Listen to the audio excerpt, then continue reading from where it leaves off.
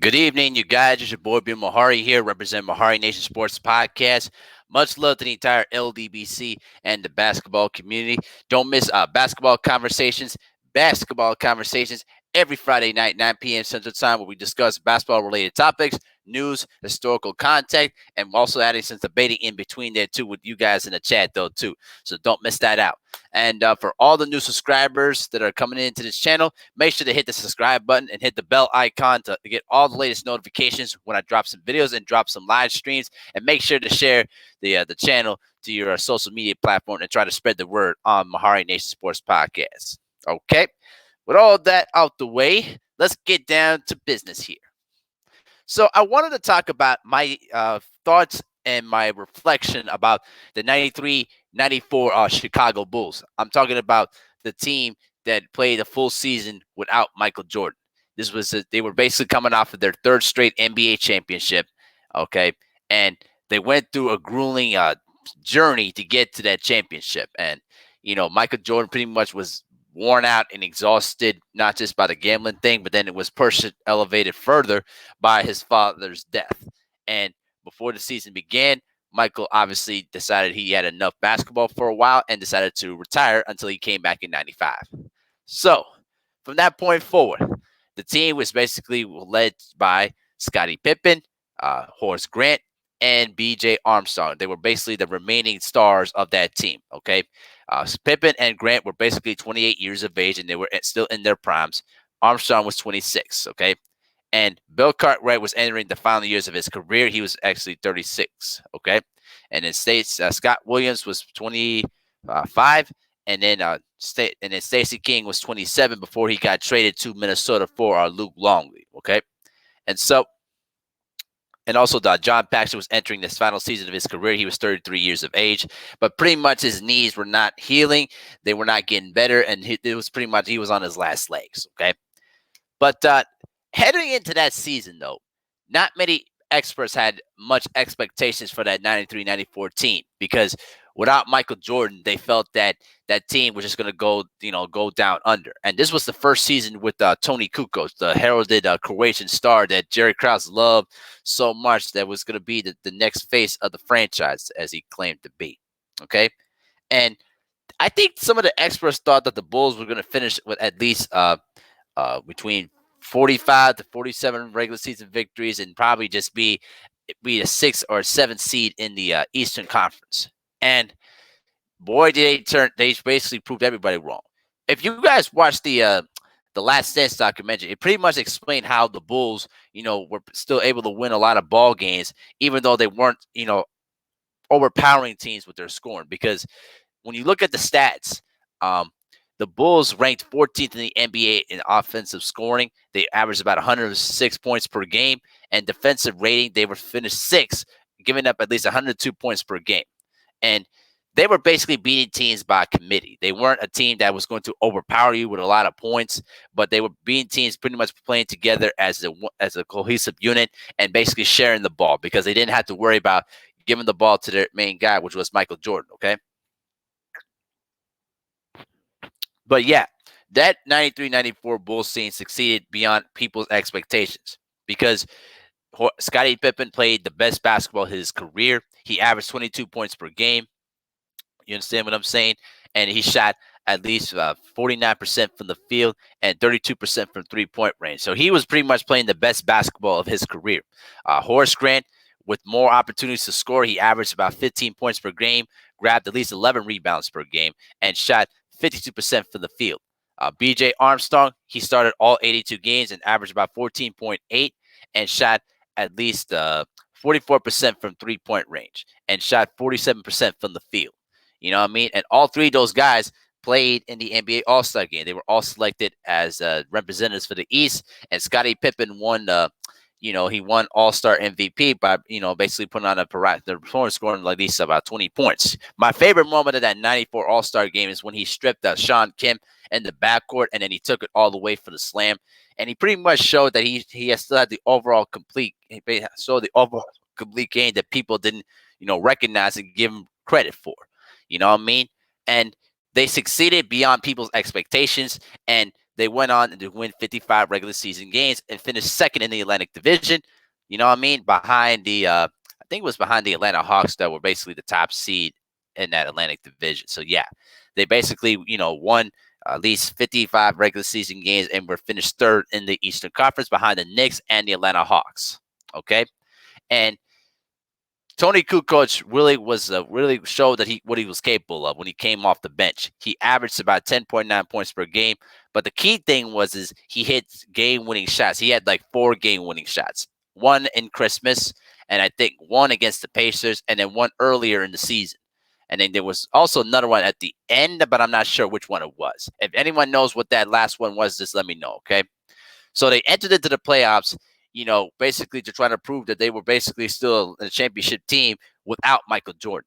And they went up against the Cleveland Cavaliers that were basically in a transitional phase because Lenny Wilkens took the job as the host of the Atlanta Hawks. And I'm gonna make a separate video about that 93-94 Atlanta Hawks team because they did Dominique Wilkins dirty. But I'm gonna get to that probably tomorrow. But they swept the Cleveland Cavaliers in 4 games. That was pretty much an injured-riddled Cleveland Cavaliers team, you know what I mean? Because Brad Daugherty's back injuries, were starting to plague him. Larry Nance was getting up in age, and also the injuries to Mark Price were starting to take his toll. That's why Terrell Brandon played a lot of minutes that season, too, and eventually became a 2-time All-Star. So they swept them basically in 3 games, pretty much proving that the Cavaliers were no better than the Bulls, even with or without Michael Jordan. You know what I mean? It was basically easy work. But we get into the New York Knicks series, you know what I mean? And it was really pretty much a contrasted style of, between those two teams because the Bulls lost 3 out of 4 against the Knicks during the regular season, okay? And in the first 2 games, the Bulls lost by a grand total between 4 or 5 points in the first 2 games because they did not do a good job from the free throw line, and key turnovers down the stretch pretty much derailed their doom.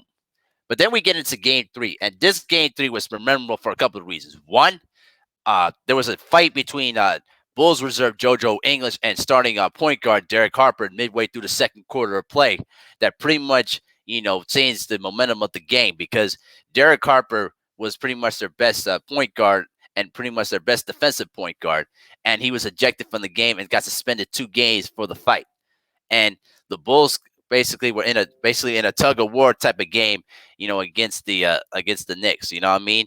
And the score was tied at 102 with about 2.9 seconds left on the clock. And Phil Jackson was drawing up a play for Tony Kukoc to take the game-winning shot. Now, as you guys know in the documentary, Pippen wanted to be the one to take the winning shot because he wanted to prove that he was the man.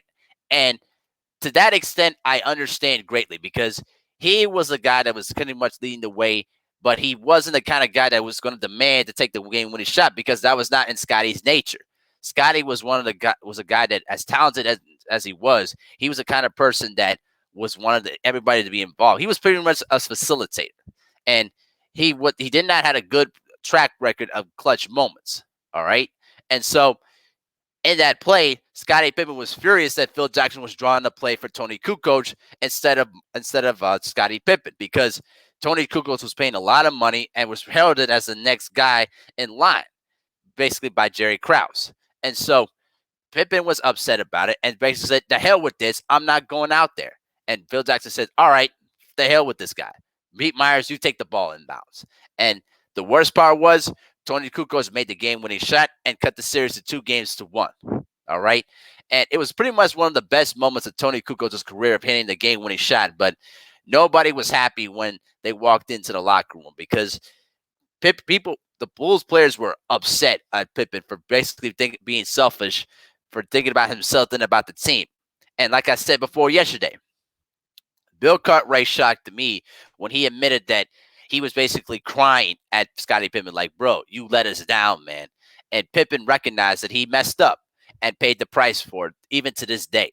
But really what rubbed me off the wrong way about Pippen is that when he said, if I had a chance to do it over again, I'd probably do it the same way. And that really rubbed me off the wrong way. You know what I mean? Because listen, it came across that Scottie Pippen was pretty much a selfish basketball player. And I'm sure that's not what he wanted to be portrayed in the documentary, but by the contract situation and the migraine situation against the Pistons in 1990, Pippen came across as a very selfish prick. And, for him to come out and say that he wouldn't change a thing, even today, really just changed a little bit of my perception about Scottie Pippen, just a little bit.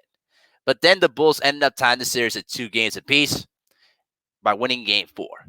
Game 5, I wish the documentary would have expanded on that game 5, because game 5 was a travesty. Now, granted that the Knicks pretty much was playing some good basketball too, and the Bulls didn't get to the line enough, because the Bulls had 11 free throw attempts in game 5 compared to 25 attempts for the Knicks. But the Knicks only made 15 free throws. They missed 10. All right. And the Bulls were pretty much nip and tack against the Knicks. It was a close game down the stretch up until the Knicks had their last possession, and they penetrated and got Hubert Davis an open look. The ball was clearly out of Hubert Davis's hands, and Pippen was contesting it and accidentally nailed Hubert Davis to the floor. But the ball was already in the air as the shot was released.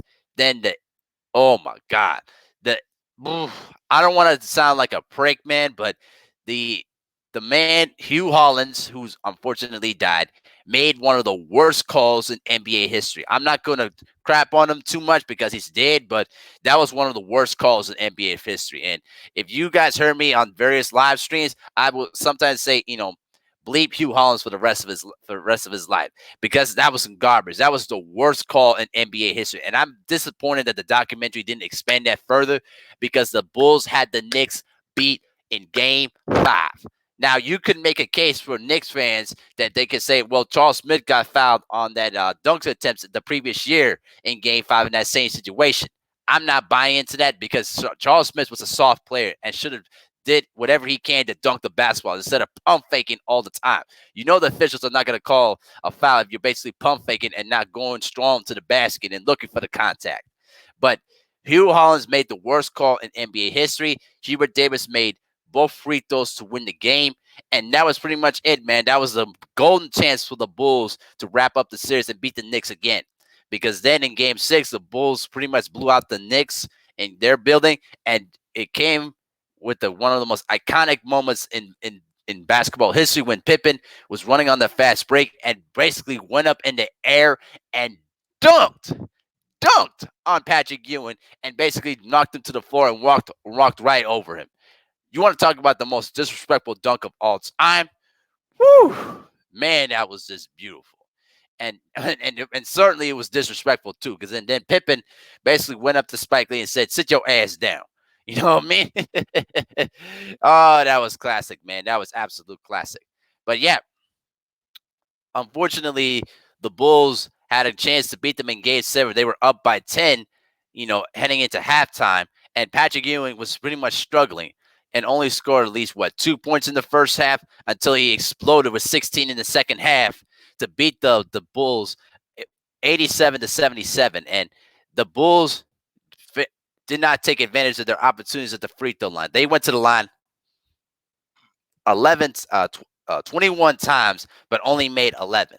And for Pippen, he only shot 3 of 6, 50%. For a guy that stepped up and hit 90% of his free throws during that series, he pretty much didn't do the job, and shot 8 of 22 from the field. Horace Grant, shot 7 of 14 for 17, and Pete Myers surprised everybody. He shot 7 of 8 for 15 points and pretty much hit some big shots there down the stretch. But the Knicks could not be denied, and they made the bigger plays while the Bulls didn't. And that's where I felt that Scottie Pippen should have asserted himself more and really got after it and started taking over the ball game. But, it just wasn't meant to be. And then the Knicks finally beat the Bulls in a 7-game series, until ultimately they lost in 7 games to the Rockets in the NBA Finals. And still to this day, they're still waiting for that championship. But, when you look back at that 93-94 season, the Bulls pretty much succeeded beyond people's expectations. And, Pippen should have won MVP in my opinion, but I'm not mad that Hakeem Olajuwon earned it, you know what I mean? Because Hakeem Olajuwon, and this Rockets started off the season 15-0 and didn't look back and was pretty much destroying everybody at that time, you know what I mean? But I saw that Scottie Pippen only had 7 first place votes to David Robinson's 24 first place votes, and then Akeem, who was the MVP that year, had 66 first place votes. Which I felt that Pippen got insulted in a big way because he was basically underappreciated of how he had to basically lead that Bulls team without Michael Jordan. And I felt Pippen that way to a certain extent because he never fully got the full credit that he deserved. But like I said, all the selfish things aside, Pippen pretty much proved his worth as a basketball player. And more importantly, he led that almost that talentless led team to possibly another NBA Finals. And like I said, if it wasn't for Hue Hollins, who screwed him in Game 5, I think they would have went to the NBA Finals and probably had a really good shot against the Houston Rockets that year, and maybe beating them. I don't know. It would have been a 7-game series. I don't know. That's a really tough question about that 93-94 Bulls team against that Rockets team that was pretty much at their peak at the right time. So that's just pretty much what my memories of that team, but they succeeded beyond their expectations. You know what I mean? But unfortunately, Paxson retired. Bill Cartwright went to Seattle as a free agent to spend his final season there until he retired. Horace Grant, who was pretty much their top power forward and their anchor of on their defense and in terms of their interior rebounding, left at the free agent to the Orlando Magic. Okay, and the team basically had to rebuild from there. They were the 94-95 team was 34-31 before Michael Jordan made his return to basketball, and after that year, when they lost to the Magic in 6 in the 95 playoffs, the Bulls went back, won 72 games, and went back to win the title. So pretty much, though, man, that 93-94 team was a team that really succeeded beyond people's expectations and really should deserve much more credit than they're getting. But let me know what you guys think about that 93-94 Bulls team. What do you think about that team during that 93-94 year? Did you felt that team could have beaten the Rockets, did you think that they got screwed against the Knicks in that Game 5 of that 94 Eastern Conference Semifinals series? But tell me what you guys think in the comment section.